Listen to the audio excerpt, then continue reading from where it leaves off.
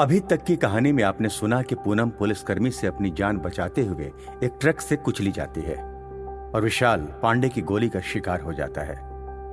दोनों के मरने के बाद अचानक वहां की हवा जहरीली होने लगती है। कांस्टेबल के मन में एक अनदेखा डर घर कर जाता है। वहीं पूनम की मां घर में पूनम के लौटने का इंतजार कर रही होती है। वो मोबाइल पे वापस पूनम का नंबर डायल करती है कि तभी उसकी खिड़की की कांच पर एक काला कौवा जोर से टकराकर जमीन पर गिरता है। पूनम की मां खिड़की पर अचानक हुए दस्तक से घबरा जाती है। वो सहमी हुई खिड़की की तरफ बढ़कर खिड़की को खोलकर नीचे झांकती है और देखती है कि यह काला कौवा बुरी तरह जख्मी है और जमीन पर तड़प रहा है। पूनम की मां को समझ नहीं आता कि वो क्या करे। तभी थोड़ा फड़फड़ाने के बाद उस कौवे के शरीर की सारी हलचल बिल्कुल शांत हो जाती है। उस कौवे के प्राण पखेरु हो जाते हैं। यह देखते ही पूनम की मां बहुत डर जाती है। इसे बहुत ही अशुभ माना जाता है और यह देख पूनम की मां बहुत बेचैन हो जाती है। वहीं दोनों पुलिसकर्मी विचार विमर्श कर रहे हैं कि इस गुनाह से कैसे पीछा छुड़ाया जाए। सर, बुरा मत मानिएगा, मैं बस ये समझने की कोशिश कर रहा हूं कि इस लड़के को गोली मारने की क्या जरूरत थी।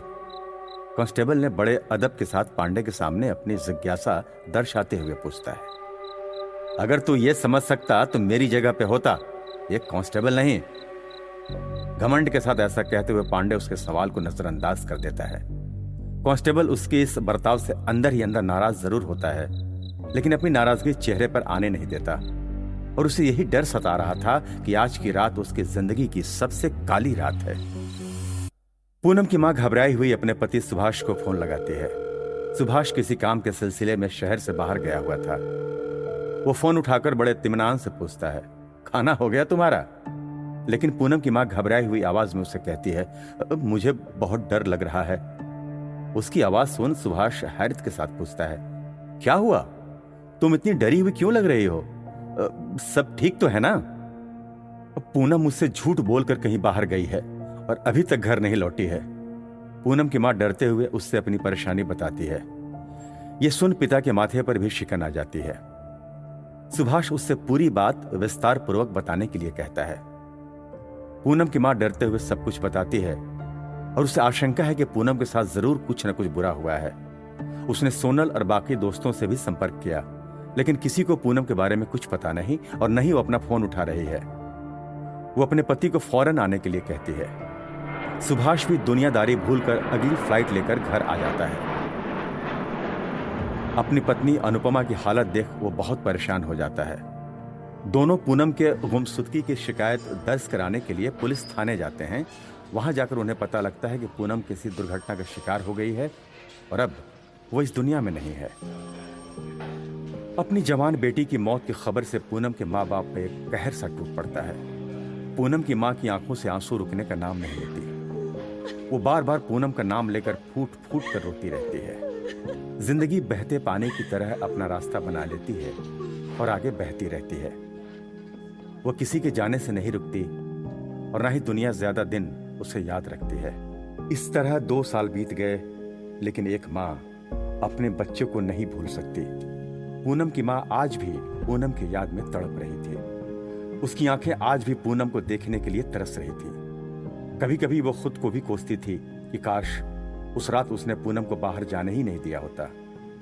कुछ जख्म ऐसे होते हैं जो वक्त के साथ नहीं भर पाते। पूनम की मौत भी शायद उन्हीं में से एक था। पूनम की मां की दशा काफी गंभीर हो गई थी।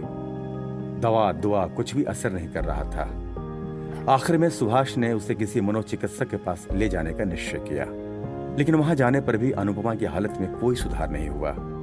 नौबत यह हो गई कि वो पूनम से करीब जाने के लिए पैरानॉर्मल एक्टिविटी में रुचि लेने लगी। काफी खोज खबर करने पर उसे पता लगा कि शहर में एक ऐसा शख्स था जो पैरानॉर्मल स्पेशलिस्ट होने के लिए काफी मशहूर था। उसका नाम था डॉक्टर दुर्गा प्रसाद और मुश्किल से 2 किलोमीटर की दूरी पर रहता था। अनुपमा ने उससे मिलने की इच्छा जताई, लेकिन सुभाष इन सब बातों में विश्वास नहीं करता था। इसलिए उसने अपने पत्नी अनुपमा से भी इन चीजों से दूर रहने की सलाह दी। लेकिन अनुपमा हार नहीं मानी और अपनी बेटी से मिलने के लिए वो किसी भी हद तक जा सकती थी। कभी कभी तो उसके मन में सुसाइड थॉट्स भी आने लगे। उसे लगा कि शायद मरने के बाद वो अपनी बेटी के पास चली जाएगी और फिर उसे उससे कोई अलग नहीं कर पाएगा। एक रात पूनम अनुपमा के सपने में आई। पूनम की आंखों में आंसू थे। वो रोते ही अपने मां से कह रही थी, मां, मैं बिल्कुल अकेली हूं। ये सुनते ही अनुपमा के दिल की धड़कन तेज होती है। वो फूट फूट कर रोने लगती और उसकी आंखें खुल जाती हैं। कहने के लिए यह महज एक सपना था, लेकिन इस सपने का अनुपमा के दिल और दिमाग पर गहरा प्रभाव पड़ा। इस सपने ने उसे काफी बेचैन कर दिया और उसकी दोनों आंखों से आंसू बहने लगे।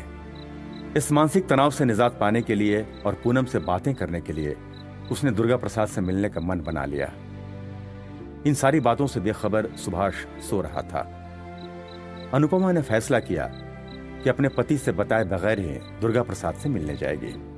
खैर, इस उधेड़-बुन में रात बीत गई। सुभाष रोजाना की तरह अनुपमा से उसकी दवाई वक्त पे लेने के कहकर ऑफिस चला जाता है। उसके ऑफिस जाते ही अनुपमा फौरन दुर्गा प्रसाद का नंबर डायल करती है। फोन की घंटी बजती है और अनुपमा की बेसब्री उसके चेहरे पर साफ झलक रही थी। ऐसा लग रहा था जैसे फोन उसने दुर्गा प्रसाद को नहीं बल्कि अपनी बेटी पूनम को किया है। तभी दूसरी तरफ से आवाज आती है, हेलो।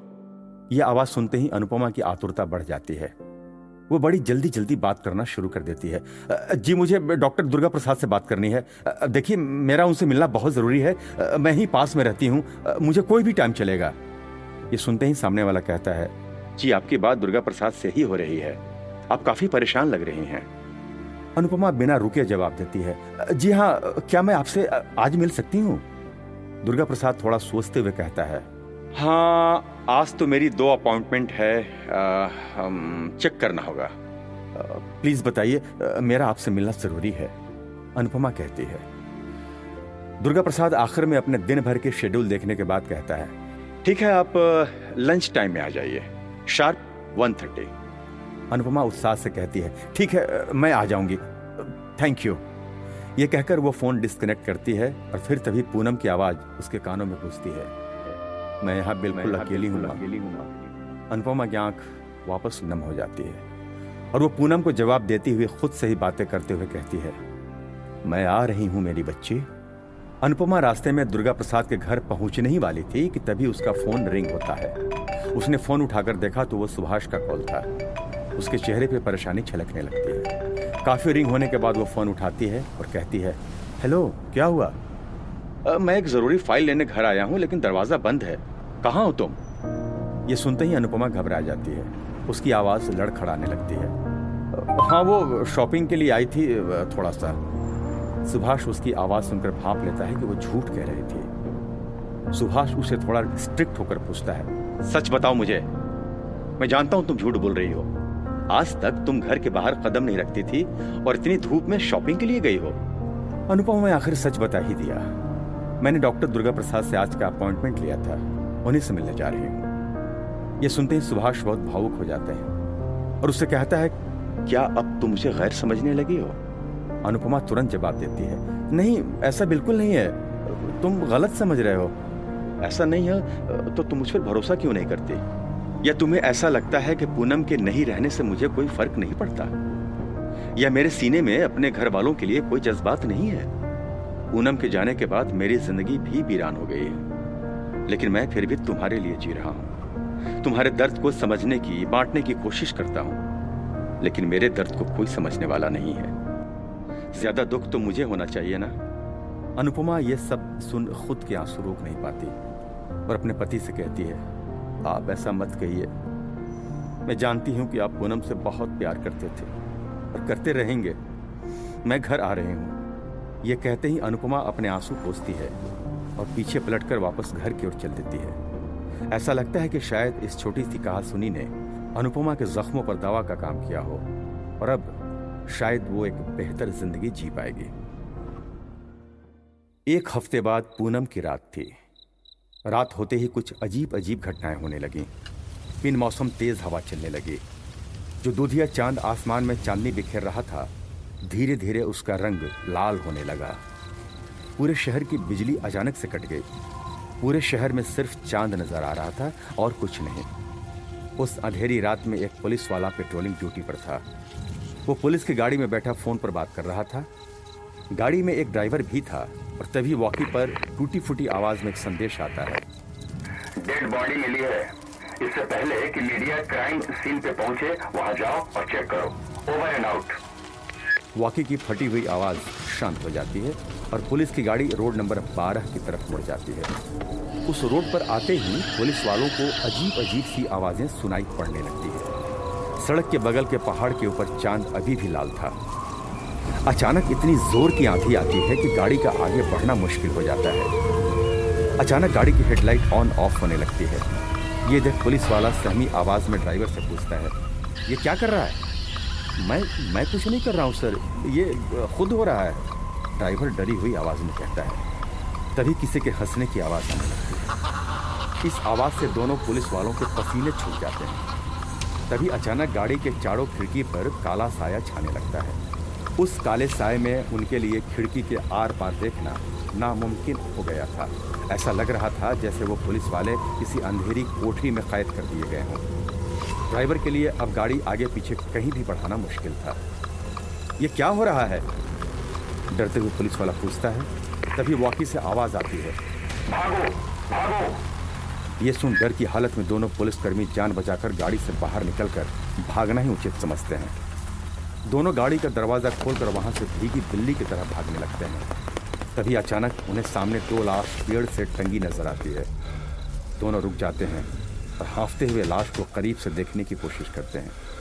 ये रोड बहुत ही मनहूस लगता है। ये कहते हुए पुलिस वाला मोबाइल का टॉर्च ऑन करके टंगी हुई बॉडी को देखता है। रात के अंधेरे में टॉर्च की रोशनी में जो उन्होंने देखा वो किसी जानलेवा सदमे से कम नहीं था। दोनों पुलिस वालों ने देखा कि वो लाश हूबहू उनके जैसी थी, जैसे वो अपनी ही लाश पेड़ से टंगी देख रहे हों। ये देखते ही ड्राइवर वहां से हांफते हुए भागने लगता है, लेकिन तभी पुलिस की गाड़ी तेजी से उसकी ओर आती है और इसे उड़ा देती है। वहीं दूसरा पुलिस वाला ये सब देख सदमे से अपना दम तोड़ देता है। रोड नंबर 12 पर जो हुआ ये न पहले किसी ने सुना था और न देखा था। ये कोई अदृश्य शक्ति थी या किसी कातिल की सोची समझी साजिश? जानने के लिए सुनते रहिए रोड नंबर 12 का अगला एपिसोड।